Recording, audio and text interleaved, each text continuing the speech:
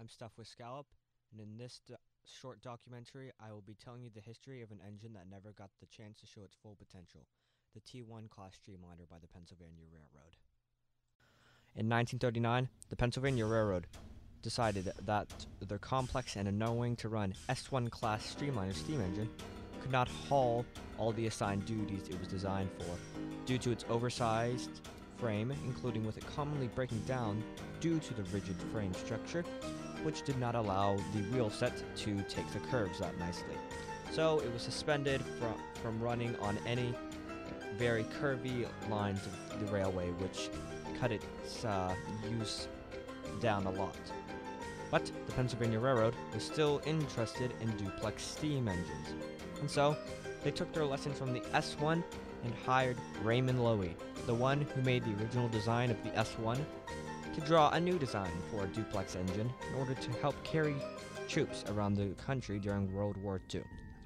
Their demands were an engine of a new design, could pull an 880-ton train, which is equivalent to an 11-car passenger train at a sustained speed of 100 miles per hour.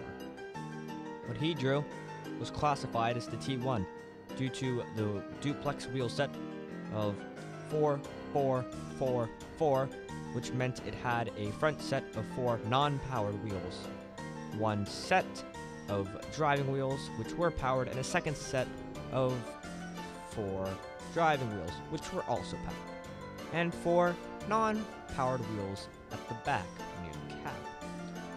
It had a muzzle-like firebox front with a single headlight, which would be flattened more in later years. It had a barrier-like front, which was proven useful when snow had covered parts of the line. The T1s were also known to be free steamers, which meant they would keep a constant pressure of steam no matter where the throttle was.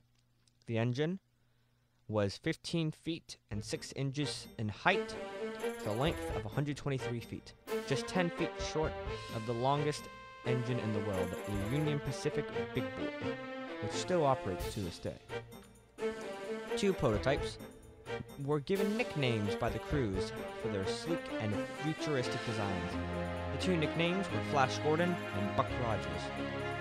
But by the time the new, not finished, non-prototypes T1s had rolled out of Altoona and Baldwin Locomotive Works, the war had ended in both Europe and the Pacific. And when the T1s arrived in Harrisburg, they were put to work by pulling passenger trains. These engines exceeded their build demands and standards by pulling a 1,280-ton train. That's 16 passenger cars, while sustaining 100 miles per hour. And it was rumored at the Pennsylvania Railroad's quote-unquote racetrack, in the engine facility at Crestline, Ohio, in Chicago, there were people saying that they saw the T1s racing down the line at 140 miles per hour, which would make it the fastest steam engine in the world, by 14 miles per hour faster than the British Streamliner, the Macleoud, which currently holds the fastest steam engine in the world record at 126 miles per hour.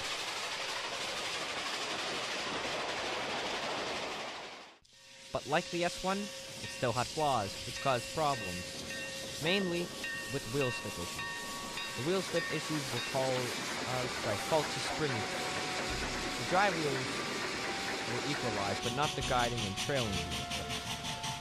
So, during production, they equalized the springs on the engine.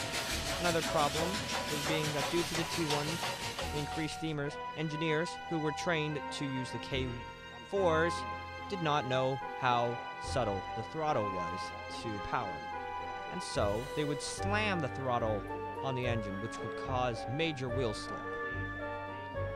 But also, when the T1s did arrive in Harrisburg, 2 EMD E7s had also arrived to pull the passenger trains.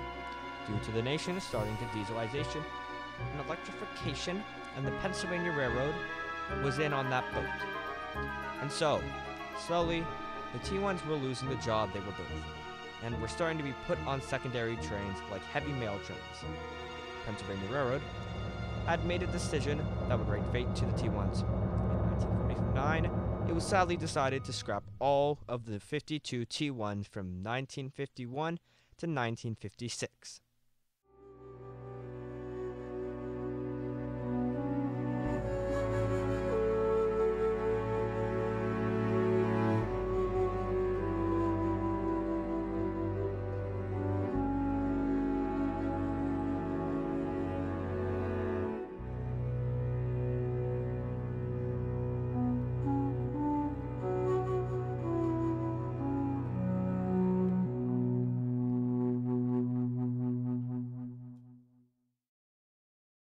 no major component of the T1 survived, but in spite's luck, in 2014, a trust was born named the T1 Trust to rebuild a T1 from scratch and to fix the flaws it had in the past, with modifications for it, and also for it to be up to railroad standards.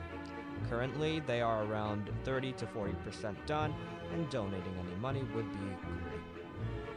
This has been my podcast on the Pennsylvania Railroad's Class T1 Streamliner, and I hope you enjoyed this podcast.